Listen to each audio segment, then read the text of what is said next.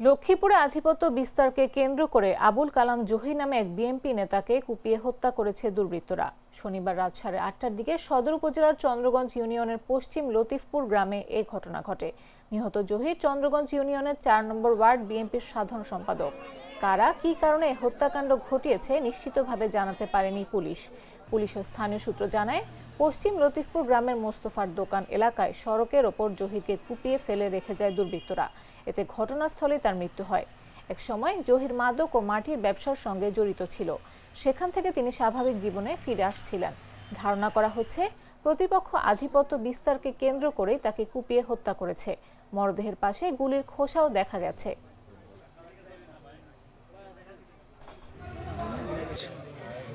এখনো আছে, এখানে পুলিশ আসছে। মোস্তফার দোকান। 9টার দিকে একটা মেসেজ পেলাম যে এরকম একজনকে বলে যে কুপিয়ে রাস্তার উপর ফেলে রেখেছে। পরে থানা পুলিশ আসার পরে তারা নিশ্চিত করলো যে কুপিয়ে এবং তাকে গুলি করে মারা হয়েছে। তার নাম আমরা জানতে পারলাম যে জহির, বা স্থানীয়ভাবে সে মাটি জহির নামে পরিচিত। এখন এবং সে বিএনপির রাজনীতির সাথে সম্পৃক্ত আমরা যতটুকু জেনেছি, বা তার পদ পদবি কি এগুলো এই সংক্রান্ত বিষয়ে আমরা জানি না।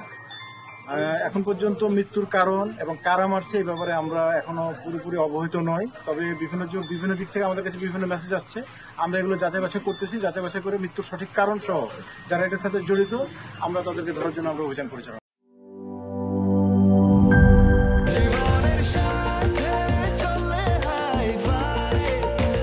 স্বাস্থ্যকর অল টাইম ফ্যামিলি কেক, সব সময় অল টাইম হেলদি লাইফ।